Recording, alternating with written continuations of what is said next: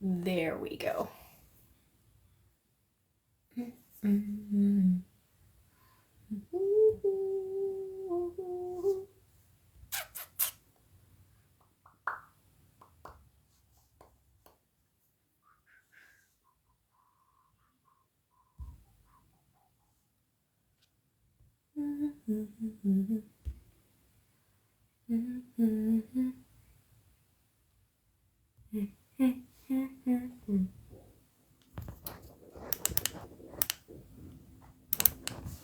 There we go. Hi, Miss Deborah. Happy New Year. Hello, everyone. It's great to see you guys again.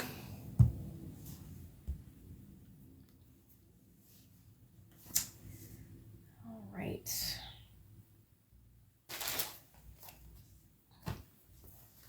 I hope everyone had a wonderful New Year's Eve. I hope everybody was able to have fun and stay safe, of course. Here we go. Good evening, Warren. How are you?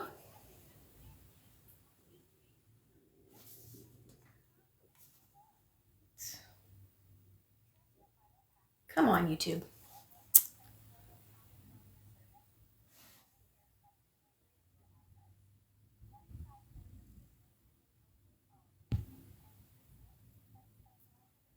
You worked until 1 a.m. Oh my God. Have you seen the events in Japan? So I haven't seen anything, but I've kind of been hearing reports like there was a massive earthquake and now are they on, I'm assuming they're on like a tsunami watch. I don't know, maybe they've already started getting a tsunami. I do know that they were hit with a crazy strong earthquake. I know that.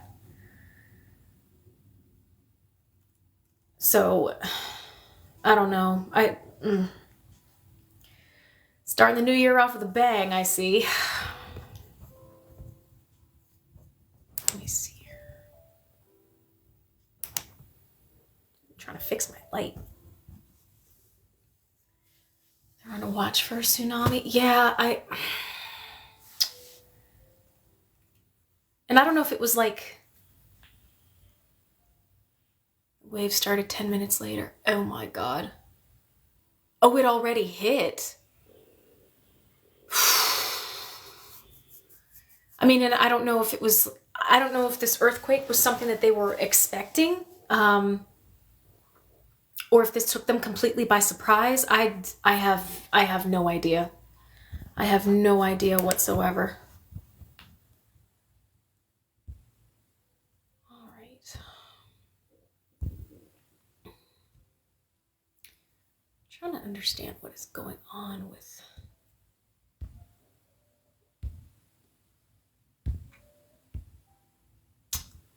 this filter stuff. What is going on?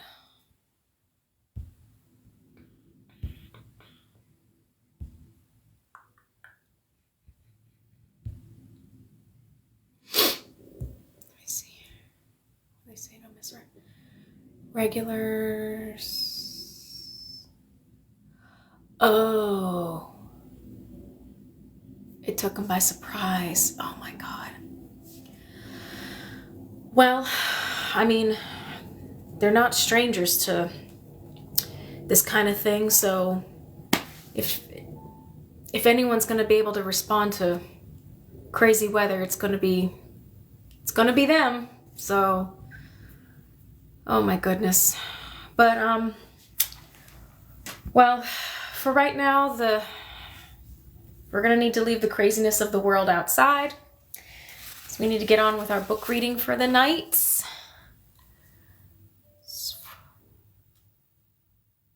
Oh, okay. So, all right. So it's not like it took people by surprise while they were like in the middle of the night sleeping. So, oh, a huge, huge earthquake over in Japan, Ishmael. And then an ensuing tsunami, of course. But yeah, apparently it was a big one and they didn't necessarily see it coming. But if Any nation of people are going to be earthquake ready. It's going to be them. It is absolutely going to be them, for sure. So, all right, let's go ahead. For any of you who are brand new to what you're witnessing right now, good evening, hello. You have stumbled upon a book reading, and it's naturally, of course, Wolfcry by Amelia Atwater Rhodes, and this is a book series.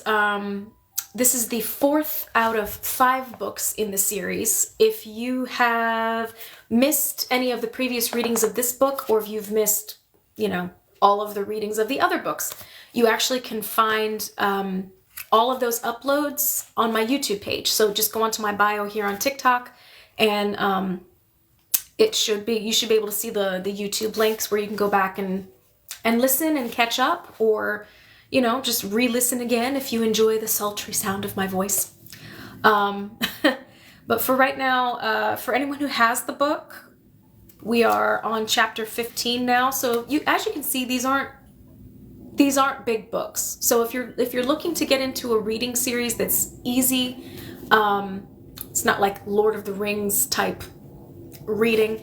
A series like this is a good one to get into because it's light reads. It's nothing really, deep, and there's a little bit of a foreign language in here because there's a made up language in this book series, but you muscle through it just like I do, so it'll be fine.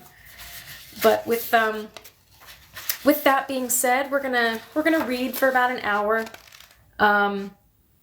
That should take us through to maybe one more reading for this book. Maybe 2, but perhaps 2.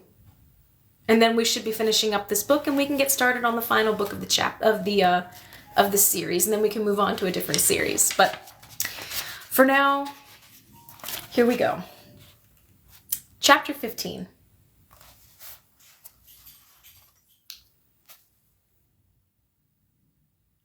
Oh, wait.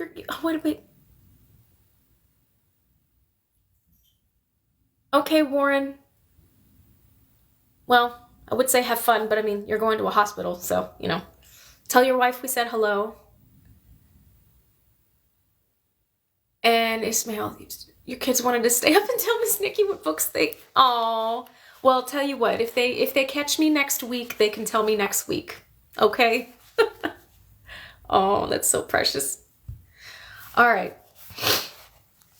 Well, here we go. We reached Vahamil land sooner than I'd expected. Betia scented wolves before I had a chance to warn her, and she went rigid, recoiling. I had just turned to encourage her when a familiar male voice shouted my name. At the sound, Betia whimpered, turned on her heel, and ran. Velio. I turned to go after Betia, but stopped when I felt pressure on my arm, a hand restraining me from running. I shook off Velio's grip, but Betia had too much of a head start, and a wolf running in fear would always be faster than the human who followed her. Surrounded by unfamiliar woods, I shouted, Betia, please! You're safe with me, You're always safe with me. Oliza? Velio said again, drawing my attention back to him. Furious, I spun about. The other wolves that had been around us backed off, including some that I recognized from the Vahamil pack. Right now I wasn't interested in them, the only man I had ever hoped never to see again. What kind of leader are you? I demanded, shaking with rage. She runs from you in terror. What did you do to her? Or do I have to ask?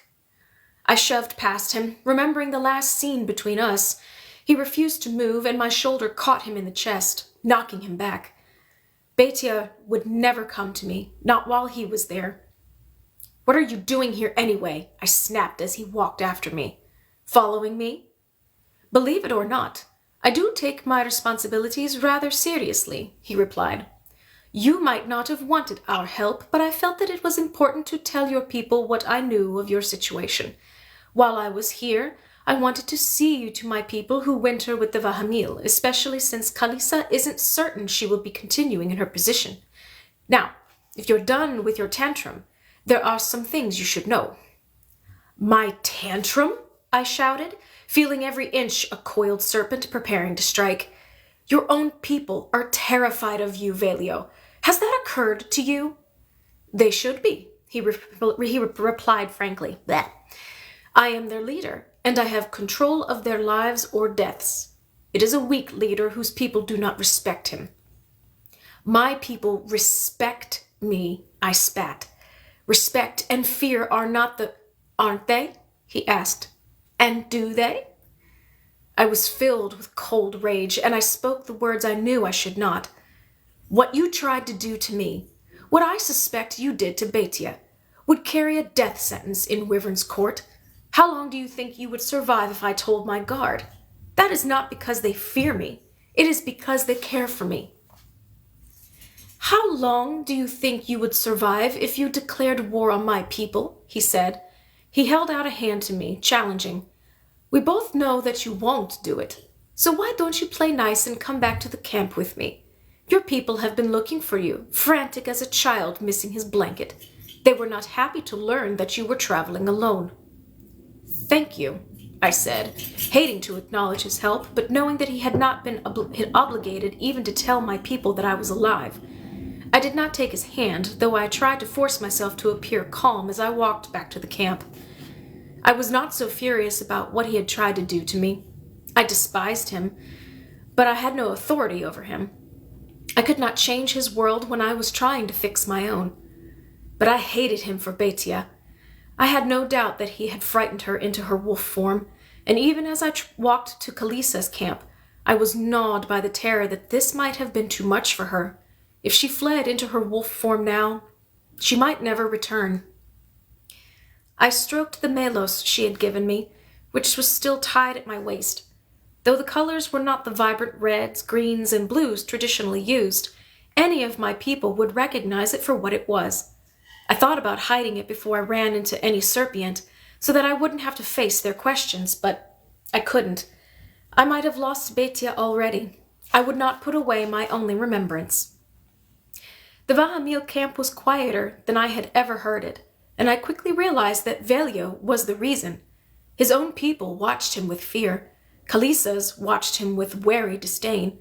Kalisa herself greeted him with a polite nod as she stood and walked toward me. Her movements were tight, and they betrayed that she was still in some pain, but her expression was one of welcome and relief as she grasped my hands in her own. Kalisa, it is so good to see you, I said to the Alpha. I had heard that you were injured. It remains to be seen if I will continue as Alpha of the Vahamil, Kalisa replied. Frektain's presence has intimidated many of my challengers, but only because he has hinted that he is interested in the position. Velio is not someone I would wish as my successor. She glanced at Velio, who had gone to speak to one of his wolves. Fortunately, unlike Frektain's, my position rests on a little more than brute strength. My people are better off, due to our relationship with Wyvern's court. Your parents' support has been a great help to me during my recovery. She admitted, seeing your parents as terrified as they've been since you disappeared has been heartbreaking. I am very glad to see that you are all right and will be back home soon. They are still a couple of days away by land, but it would not be a long flight. I shook my head. I can't fly. Velio was right then about the drugs, but they will wear off eventually. I nodded, though I knew that the drugs were no longer holding me in this shape. I had recovered my cobra form when the drugs had worn off. My wings would not be coming back. In the meantime, Kalisa said, I will send one of my fastest wolves to tell your guard where they can find you. Whoever was responsible for taking you away will probably feel threatened by your return. I think it would be best if you wait until your guards are with you before continuing on your way. I wouldn't travel alone through these woods until the villain is found. It seemed to be sound advice, though if Velio had offered it, I probably would have refused. Thank you, I said. Can you give me any word on what else is going on in Wyvern's court? I worried that other violence might have followed the attack on Urban, such as Serpient retaliating against those who had harmed one of their own, especially while my parents and I were gone. We haven't been in the area recently, she answered. Your guards came here to ask if we had seen you, but we knew nothing until Velio arrived. I was horrified to learn that you had been taken through our land without our knowledge. Looking up from his discussion with another wolf, Velio had said to Kalisa, I may disagree with your belief that it is not necessary to patrol the border you share with Wyvern's court, but it is hardly the Vahamil's fault that their neighbors can't keep track of their own princess, especially when all the pack's resources were dedicated to the welfare of its alpha. Kalisa refrained from responding, and Velio, apparently bored of the discussion, turned and left us again. 2 alphas is too many for one camp, Kalisa said softly after he had gone. Blue Eyes is a little too eager for me to pass on my authority. The Frectane pack has always been ambitious enough to keep the rest of us on guard. He treats his own people like dirt, I said, tact leaving me. Kalisa shook her head. The northern packs need to be a little harsher to survive the winter, she said, though the expression in her eyes did not match the tolerance in her voice. It isn't my place to question how Velio runs his pack, only how I run mine. But you let them winter with you. Should I punish the Frectane people because I don't like their leader? She asked. Leader? What about his father? Dead, Kalisa informed me, shortly after you left.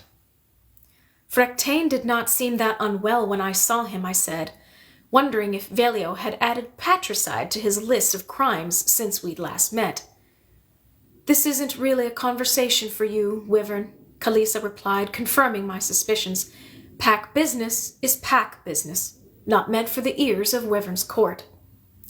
I nodded, accepting the dismissal. Unlike among the Obsidian Guild, here I would always be Eliza Chardet Cobriana. When Kalisa spoke to me, it was queen to princess, and that was not a relationship that allowed for idle talk. Just be careful, I couldn't resist adding. I always am. Time passed differently among the wolves than inside Wyvern's court.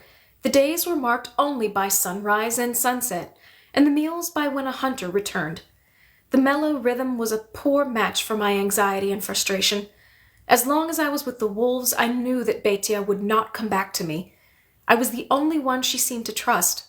And as long as I was away from Wyvern's court, I would not be able to eat or sleep without the queasy feeling that my world might be crumbling. Chapter 16.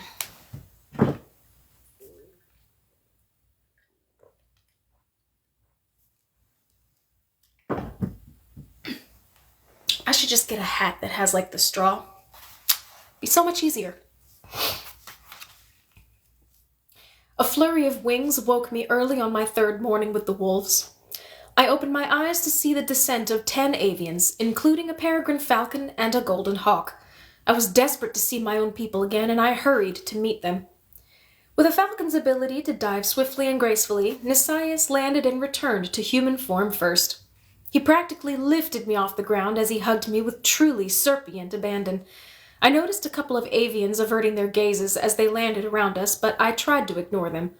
Birds would forever look away at displays of affection. Thank you for the hat and the mustache, dear, thank you. Just as serpents would forever indulge in them. Some things would never change. Someone behind Nisias cleared her throat, and he sprang away from me to give her room. The other avians, a half-dozen from my mother's royal flight, and the rest from among my wyverns also stepped back, fanning out protectively around us but giving us space. My mother hugged me so tightly I feared for my ribs. I hugged her back just as tightly. We feared the worst, she whispered, refusing to let me go. Are you all right? Can you fly yet? Yes and no, I answered, trying to keep up with her quick, anxious questions. Though she had been raised avian and was perfectly capable of assuming her poise, my mother was making no attempt to be calm just then. I'm fine, mostly, but I can't fly. Did any of you see a wolf on your way here? We saw lots of wolves, my mother answered, stepping back with a puzzled expression. Kalisa's people? No, I sighed. She wouldn't have known Betia from anyone else. We'll look for her later. What's going on back home? You are coming home, right? My mother asked suddenly. Of course. How could you think otherwise? She relaxed. Someone went to great lengths to convince us you left willingly. I can't stay long. There are too many destructive rumors going around in Wyvern's Court, not to mention your father wanted to go tearing off after you. Nasias can explain everything you need to know. I just had to see you alive and well and hear from you that you are coming home. She glanced back at her guards who were standing at attention. Kel, the sparrow who led the royal flight, was quietly conferring with Nasias. He was nodding, listening to her without ever taking all his attention from me. I wondered where Gretchen was. Nasias excused himself from Kel and crossed toward us. I apologize for hurrying you two, but Kalisa's runner said that it was lions who kidnapped you. He looked at me for confirmation. Yes, the mercenaries who came to Wyvern's Court. That being so, I would like to send a few people to track them as soon as possible.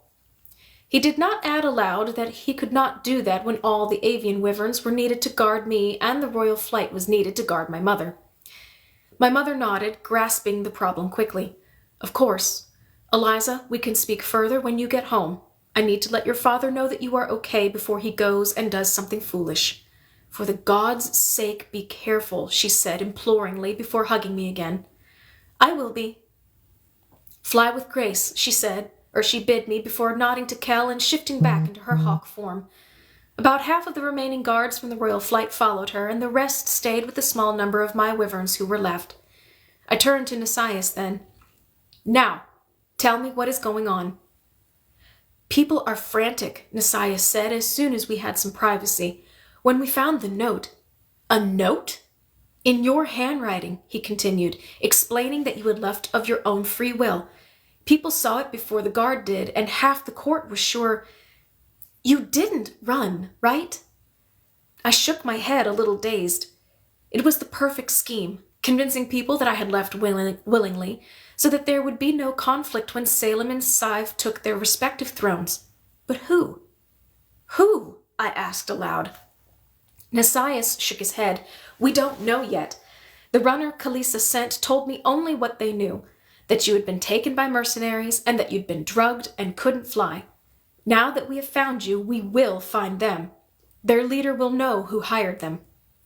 And if Tavisan won't tell you? Nasias hesitated, reminding me that some falcons were more than capable of finding the information they desired in someone else's mind. I'll bring him back to you, Nasias answered finally. It will be up to you to decide how we deal with him. What else am I going to find when I get home? What happened with Urban? There haven't been any serious injuries since the attack on Urban, Nasias said, but the marketplace has been volatile, enough that I've had to assign a couple of my wyverns to monitor it during the day. I closed my eyes and concentrated on my breathing. I was a child of peacetime. Imagining soldiers policing my home made me sweat. The 3 avians who attacked Urban came forward and were arrested. They were all from the Hawk's Keep and had come to Wyvern's Court to visit family during festival. They just confessed? I understand that Prentice put some pressure on the avian community. Your mother dealt with them. Severely, I hope. Serpient law would have indentured the 3 of them to Urban for twice the time that he was unable to work, in this case until he could dance again. But Urban wanted nothing to do with them. Your mother claimed the time instead and has required them to spend 2 hours each morning in Wyvern's Court with the scholar Valine, learning about Serpient culture, history, myth, and language. A fine and cultural tutoring? I said, incredulous. What could my mother have been thinking? If they had assaulted an avian, they would have been exiled from the court, possibly grounded. But they can beat a dancer and get away with it? If they had assaulted an avian, Nasias said, other avians would have been calling for their blood. As it is, your mother feared that exiling them would turn them into martyrs. Martyrs. What kind of world did I live in, where there were people who would defend 3 men viciously beating someone?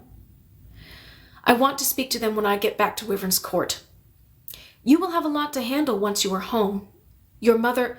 I need to speak to them, I said. I'm sure my mother has addressed the issue to her satisfaction, but I need to look into the eyes of the monsters who would attack a young man just for walking on the wrong side of court.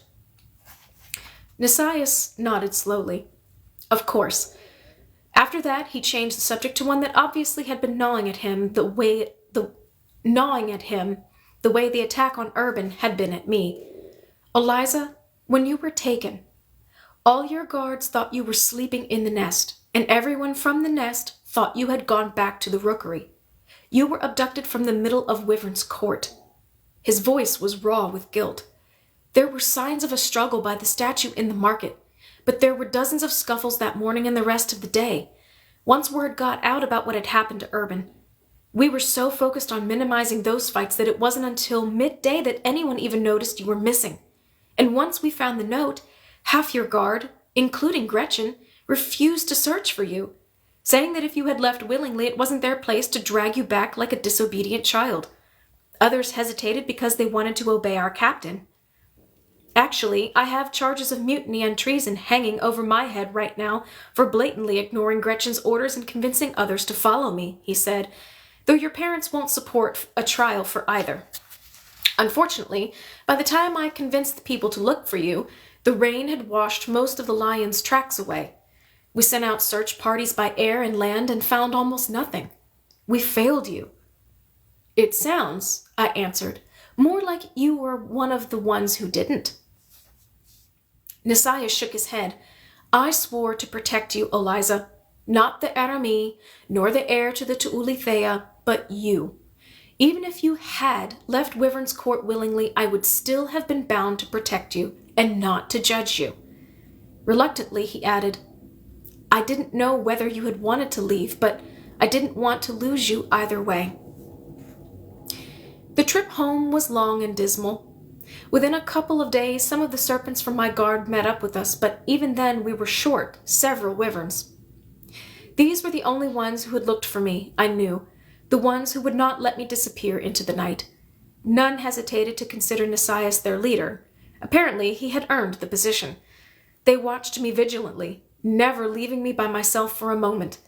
I appreciated the security, even though I desperately wanted to walk away from the group a little and call for Betia. None of the serpents had seen a girl by her description on their way here, and while they had seen wolves, they admitted that they couldn't have recognized Kalisa from Velio in wolf form. A few of the serpient glanced quizzically at the melos I wore, but they never asked their questions aloud, so I never had to answer them. Being surrounded by armed guards made me uneasy. In Wyvern's court, I had rarely been guarded unless I was somewhere secluded. Never had this many been around me at one time, and never had they been so heavily armed. There had never been an incident in Wyvern's court in which my guard had needed to draw a weapon. Ours was not a warrior's society. Right now, we looked like one. Any stranger who approached us would be seen as a threat, not as a visitor. Sitting by our campfire and thinking my dark thoughts, I shuddered and felt Nisaiah put a hand on my shoulder. He sat beside me and stirred the fire in silence. I needed to tell him the one thing I hated to admit, even to myself. He was the only person I knew who might have the power to do something about it.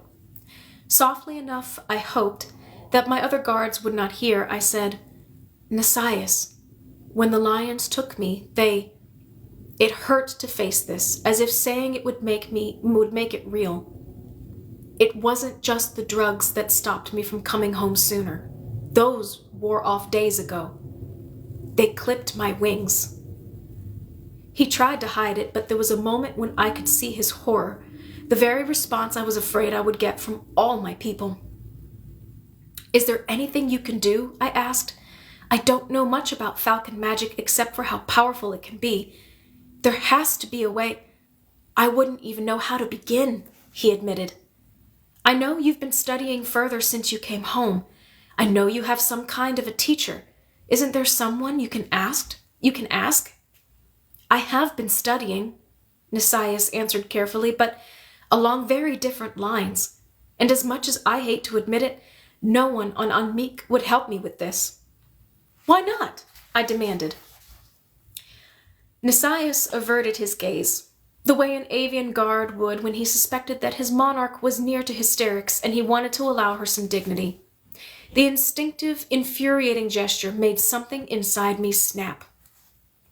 Nisaiah, you are one of my oldest friends and one of my personal guards. You told me that you preferred not to discuss your time on Unmeek, and I accepted that, because I trusted that you would tell me anything I needed to know. You brought home High, a half-falcon heir to the throne, and I accepted that because I knew that your vows left you no choice but to help a cobra in need. You continued to study falcon magic and continued to tell me little about it, or about your falcon tutor, and I have accepted that because I trust your loyalty.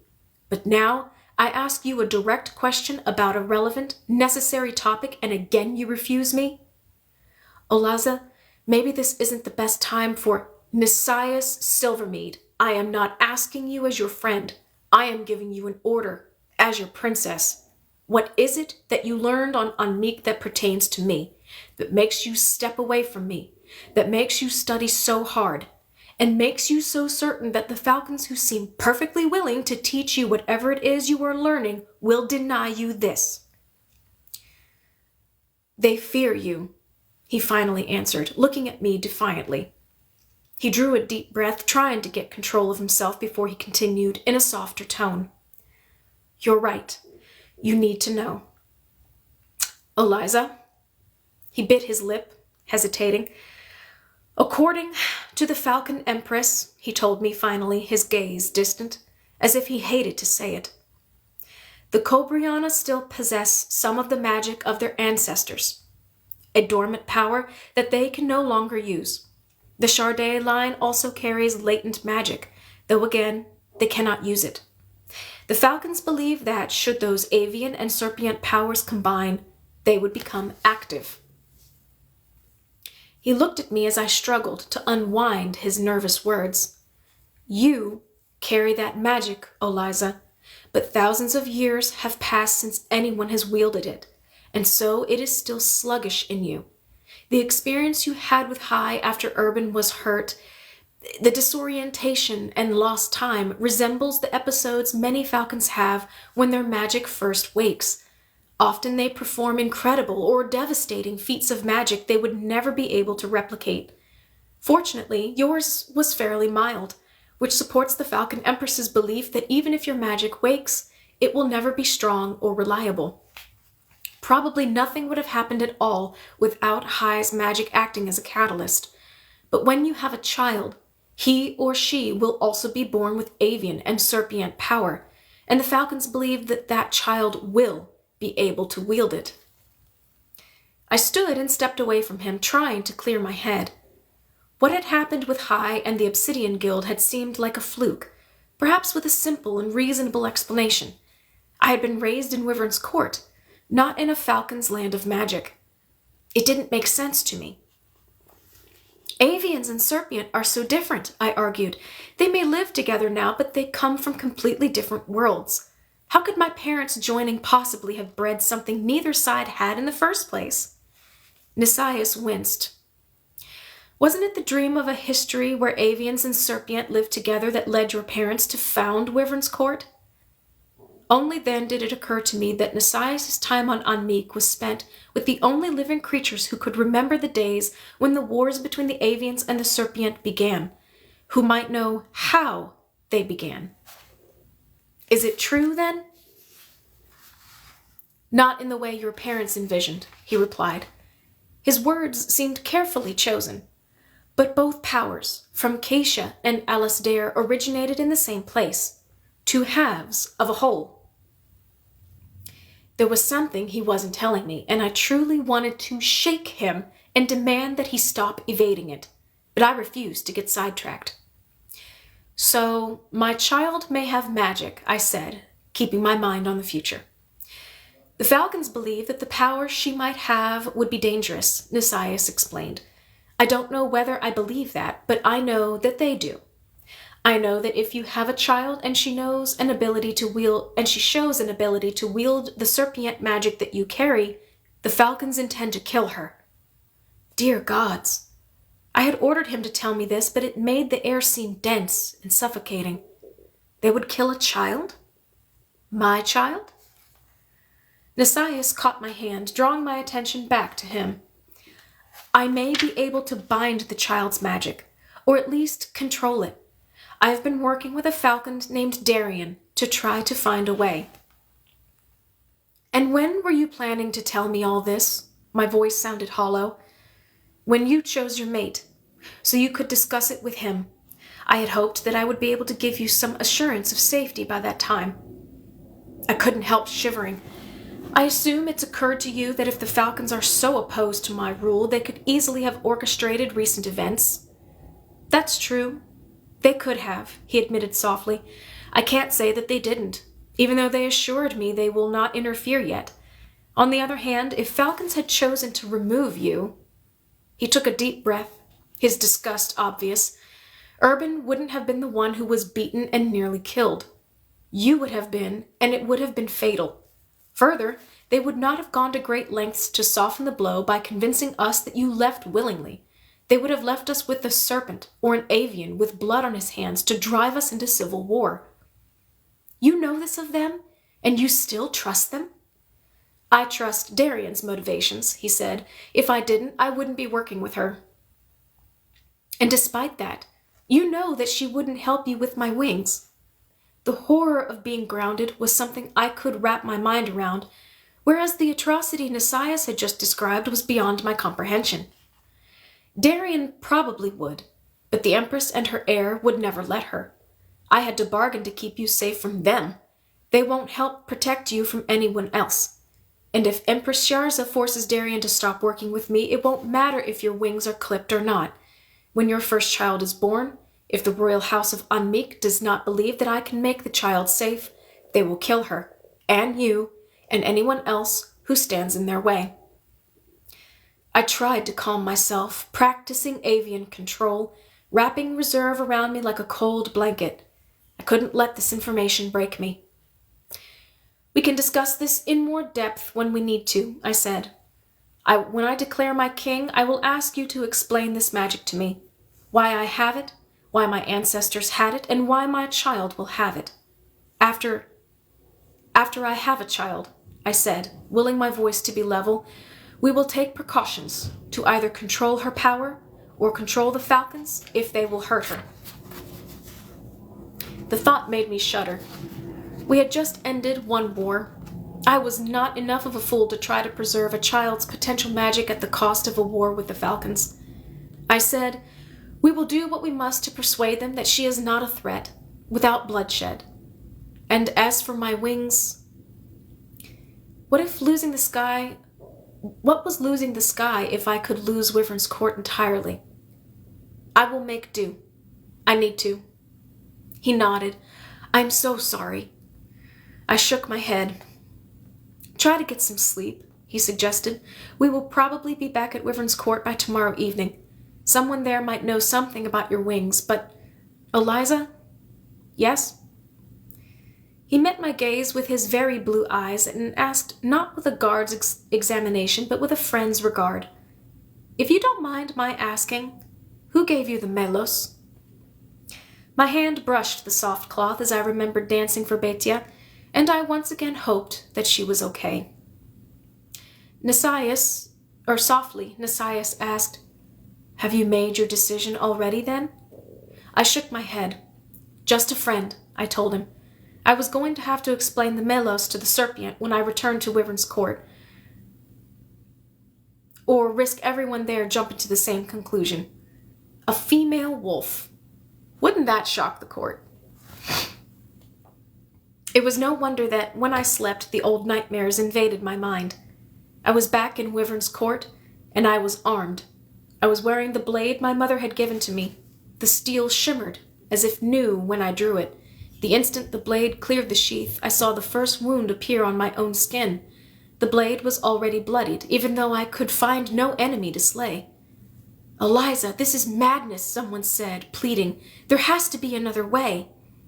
I woke with a gasp, shivering even in the warm air. But before I could sit up, someone was beside me. Arms were going around me and guiding me back to sleep.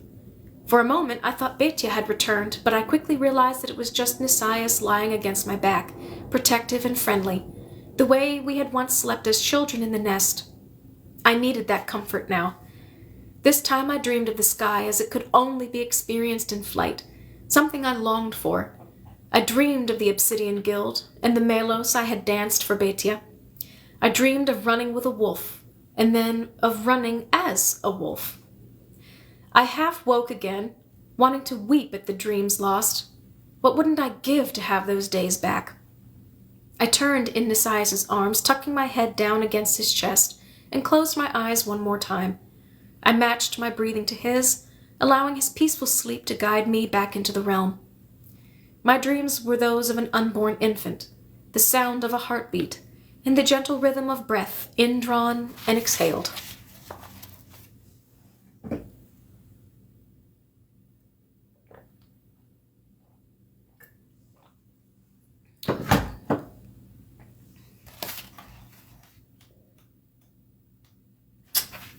Chapter 17. We returned to Wyvern's Court at midday. For a moment I paused on the hills, watching my people go about their lives, almost as they had every day before. The scene was marred only by the soldiers I could see patrolling the public areas, Serpient on the ground and avians either perched or circling the skies above. A fierce protectiveness swept over me, as well as anger and fear. This was my world. These were my people, and someone had threatened them. "What do you want from me, Wyvern's Court?" I demanded silently. "What can I possibly give to you that will let you be free to live and love and dance and sing? Anything you want, except to hurt each other. How can I spare you this pain?" I jumped when I heard a wolf's howl. I took a step in its direction before I heard a response from another direction, and then another. Just the Vahamil. They use this music to communicate over great distances. "Eliza?" Nasias asked. I wondered what he had seen in my face. "Let's go," I answered. With Nasias beside me, I walked hesitantly into the reception hall in the rookery, where my mother and father were waiting for me. I knew I was about to face an interrogation. I had one foot in the door when my father dragged me further in, lifting me in his arms as if he couldn't believe I was real. My mother followed suit, whispering praise for answered prayers. I learned from their hasty words that when they had discovered my note in my room, Urban had told them of the awkward scene between us in the nest. "You didn't run away?" my father asked finally, his hands on my shoulders as he looked at me intently. "No," I answered. "What happened with Urban wasn't—" "Let's let Eliza talk," my mother suggested, slipping her arm around my father's waist to pull him back and give me room. "What happened, Eliza?" The answer to that question was trickier than I had imagined it would be. The four of us sat around a small conference table at the back of the hall, and I described as well as I could the attack and what I remembered of my captors, which wasn't much. "Is anyone tracking them?" my father asked Nasias. "I've got 3 of my people on it," he replied. "The Lions are a practical group. They won't fight when they know they can't win. That they accepted an assignment to abduct Eliza in the first place shocks me. I didn't expect them to tangle with Wyvern's Court." Again, Nasias sounded disappointed in himself. "Continue," my mother said to me. I described stumbling through the snow, not knowing what it was, sick from the drugs. I told them about Betia saving my life by bringing me to the Frectane. I explained about the poison and for the moment left them to assume that it was why I still could not shapeshift. I wasn't ready to deal with that loss yet. There were more important things to discuss. I hesitated when I got to the incident with Velio. Among both Avians and Serpient, what Velio had tried to do to me was a crime punishable by death. Even if my family and the new head of my guard were willing to ignore it, and even that much I doubted, they would not forgive it. It would fracture our peace with the wolves, and in this time of unrest we could not afford to alienate our allies. I tried to gloss over the moment, but my mother noticed. "You were in such a hurry to leave that you brought no one?" I might not agree with Frectane's arrogance, but at least he would have provided you with an escort. I shook my head, forming my words carefully. A disagreement arose between Velio, the new Alpha now, and me regarding a matter I was not willing to compromise on. As an outsider far from home, I was not in a position to question their customs, but neither was I willing to accept them. I thought it best to leave. My mother sighed, shaking her head. I knew that my explanations sounded like atrocious diplomacy, but I could not defend myself with greater detail. Betia walked most of the way with me, I continued. Just saying her name made me feel a little ache in my chest, so I gave as little detail about her as I did about our trek home. Whenever we heard the lions, we ran, I explained, so I can't tell you anything more about them from my trip home. Eventually, I ran into Kalisa's tribe, and they sent for the wyverns. That was when Betia stopped traveling with me. My story was full of holes. Omitting the Obsidian Guild had caused that. I was uncomfortable lying to my parents, so I tried to account for some of the brevity by explaining I did receive some other help on my way home, but from a very private group who requested I not discuss them. Nasias asked, "Are you certain they were not involved with the abduction?" "I am." My father said, "I won't insist on knowing why you ran from the wolves. The Frektain are willing to overlook the slight, and I have faith in my daughter's judgment. As for your mystery group, we will trust your instincts there as well." "Thank you," I said, before my father added, "as long as you plan to explain where you received the melos you are wearing, that is." "The melos," I answered, "was given to me for its earliest traditional reason, as praise for my abilities, and as a request for me to dance. There is no law saying that it must mean more, even though it commonly does. As for the color," I continued, "the giver was a wolf who doesn't know all the connotations. Among the Serpient, gold represented the bond between mates." My father nodded slowly, acknowledging the facts but hesitating to outright agree. Even though a request of a dance was the true meaning, for centuries the scarves had been given as courting gifts. I sighed. Betia became a very dear friend to me during our time together. She saved my life repeatedly and traveled with me for weeks. I never would have survived without her. So she knew how much I resented the pressure I received from Serpient at home and how much I wanted to perform. Both of my parents looked relieved the instant they realized that Betia was a woman, though Nasias was still looking at me with an expression I could not quite place. What if I had fallen in love during my travels? What if I had brought home a white viper from the Obsidian Guild? All things considered, bringing that group back into the court would have been an amazing political accomplishment. Further, what if I had just danced, as some young man I trusted had offered the melos with no ulterior motive, as Betia had, simply because he knew what it meant to me? My parents never would have believed me. If they had, they never would have trusted him. There was a short period of silence, which Nasias broke for me. "Would you like to see the note?" he offered. I nodded. "Please." He handed over the letter, which had been written on the stationery I kept in my room in this very building.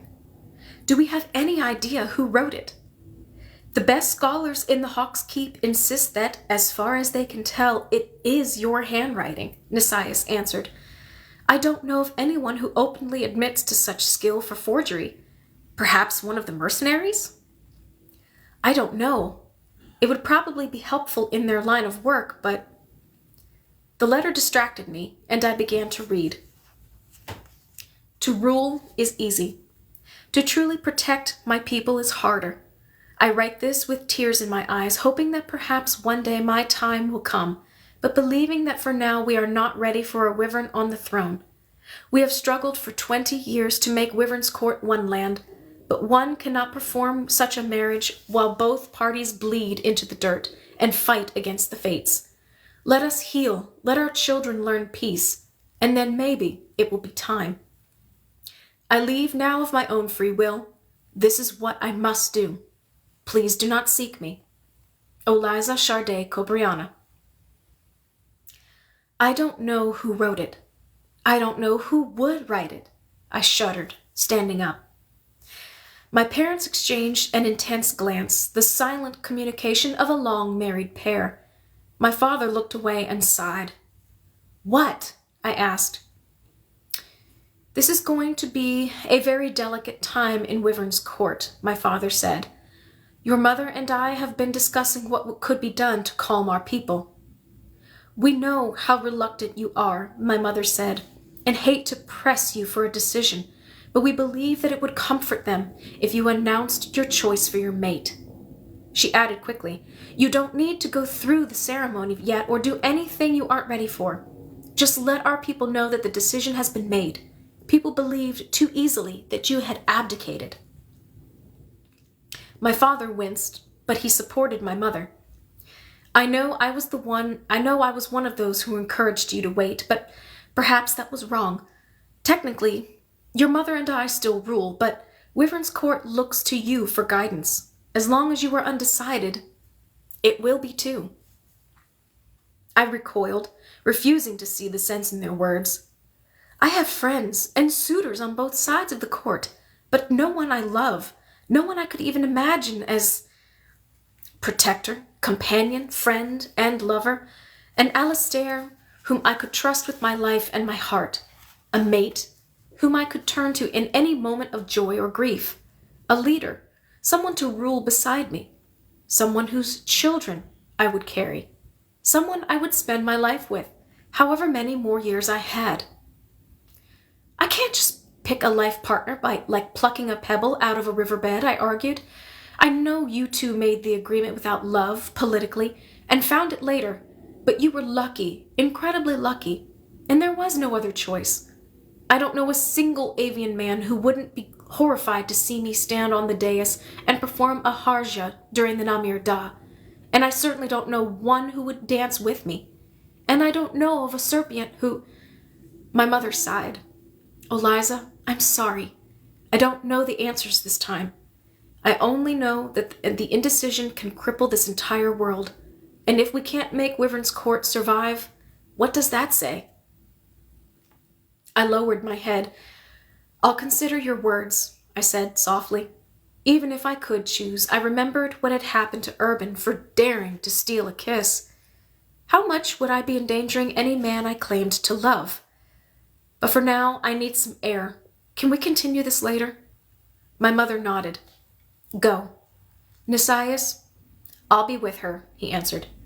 You'll want to speak to your people soon, my father said gently. They have heard by now that you are back, but they're going to want assurance from you that the rumors of your abdication are false. I will speak to them, I promised, as soon as I know what to say. As soon as I knew how to tell my people that I was grounded, flightless, as soon as I could figure out what to do. Nisias followed me out. I knew he had to, but in that moment I did not want him near me. I wanted to be alone. Eliza, I know why you're panicking, he said, his long legs easily keeping up with mine. And I noticed that you didn't tell them?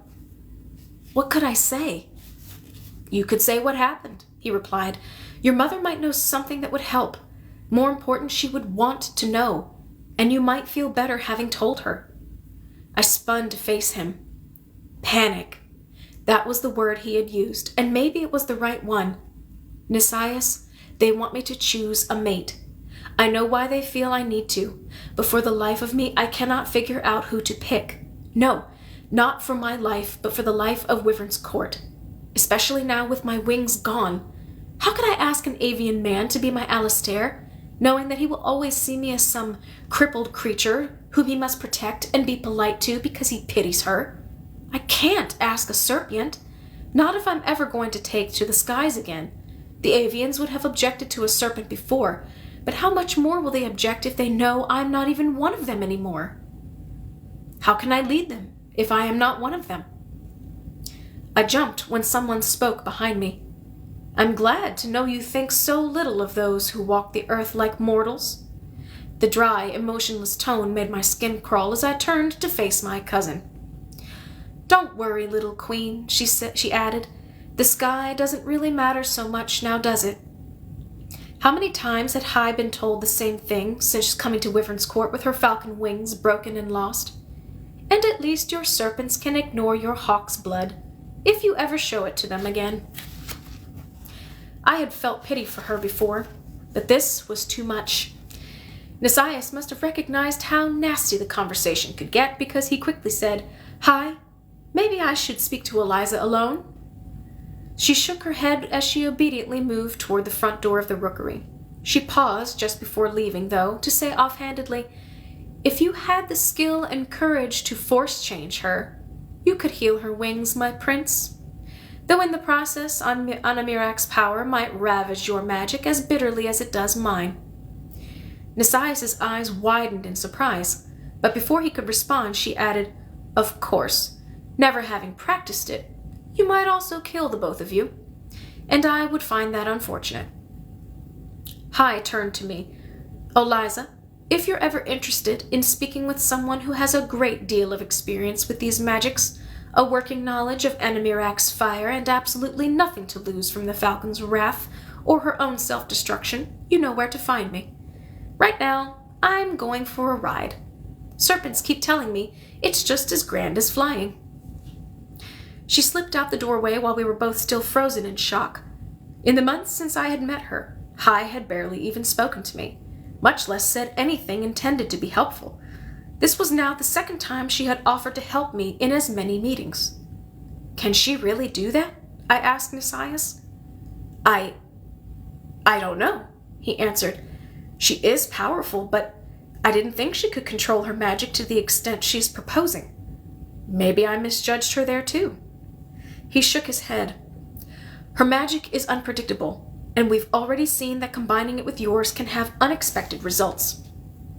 Just because the Falcons don't think your magic is enough of a threat for them to worry about doesn't mean that using it can't hurt you. I know you can't work the type of magic Hai was talking about, but if you were there, would you be able to help control it?" He paused, thoughtful.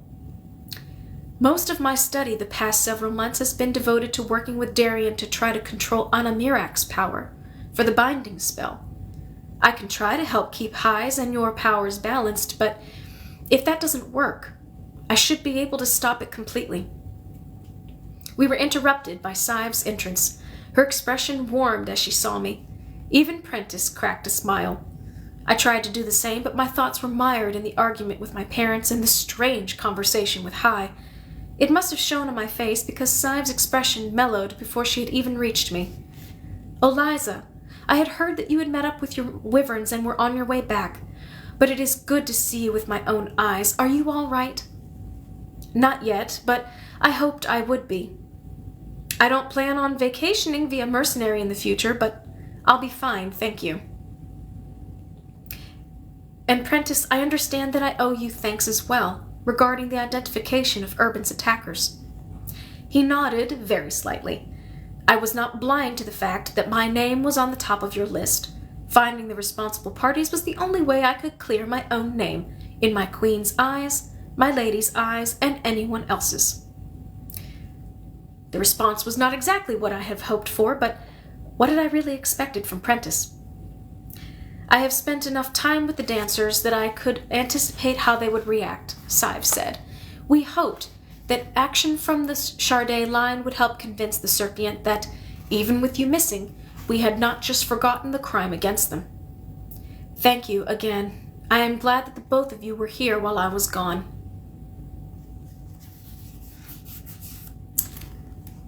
All right.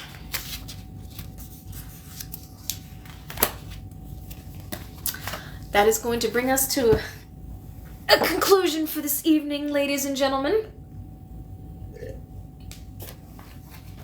I do hope you are enjoying the story so far. And again, if you happen to have missed any of the previous readings or just want to go back and re-listen to some of these stories, feel free to go onto my YouTube page and you can see the playlist, and they're all listed in sequential order, so you don't have to worry about figuring out, which one plays next. They're all labeled for your convenience. So, once again, Happy New Year. I am so glad to see you guys back, and I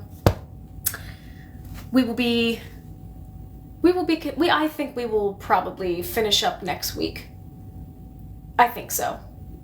So next week we'll finish with this book, and then we'll continue on with the final book of the series, and then we'll move on.